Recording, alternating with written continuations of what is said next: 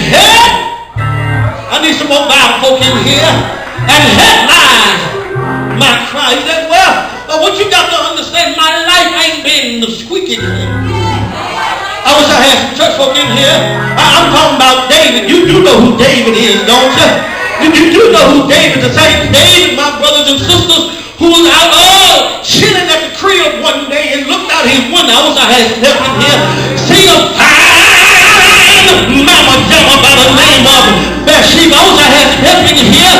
Told his man, don't get that guy. I wish I had some help in here. I'm talking about David here who slept with Bathsheba and killed her husband Uriah. I wish I had some help in here. The same thing. Said now I'm going to run for my life. You do know David, don't you? You do know David. He had some children that went crazy.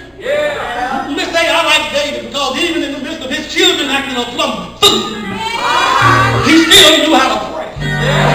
You do know David's son Absalom killed his brother Amnon for raping their sister Tamar.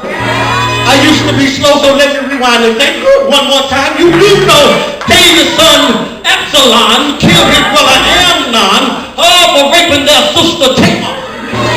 Boy, I used to be real slow. Let me help the slow folk here. His son Absalom killed his brother Amnon for raping their sister Tamar. So not only is David on the run for his life, but his children are acting crazy. But he still knows how to pray. And I think I got about 2-3 folk in here. You done been through some stuff, but you learn how to pray. I wish I had some help in here. Somebody know how to say, Father, I stretch my hand to thee. No only help I know if I withdraw myself from thee, oh, whither shall I go? And now, credit me in Psalms 4. David is going through so much, but his relationship is not deemed nor dictated nor determined by what he's going through externally. And I think I need to pause parenthetically to help somebody, because somebody, you're allowing your external situation to dictate and determine and to deem your relationship with the Redeemer. You can't let a car note keep you from your relationship. Come on, you can't let a house note or a family or a friend. I wish I had some help in here. You can't let no money, no 20s, no 36s, no plates. I wish I had some help in here.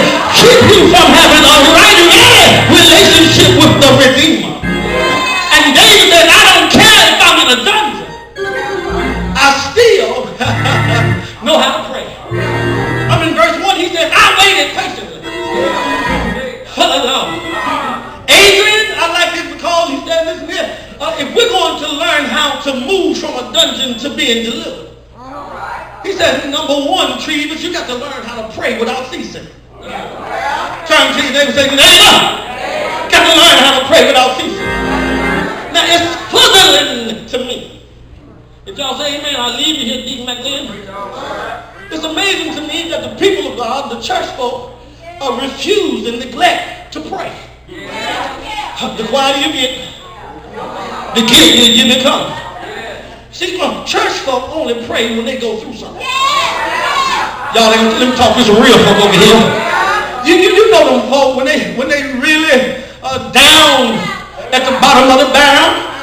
Y'all children, come on, let me give you a second chance. You know them folk that they ain't got a dedicated damn nowhere. Friends done flipped on them. Family don't understand. Can I get some help in here? They getting ready to get a pink slip on the job. I wish I had some help in here. They got bills collected over and over. Then they want to pray to God. Lord, help me. I wish I had some help in here. You know you done bargain with God. If you get me out of this jam, I wish I had some real folk in here.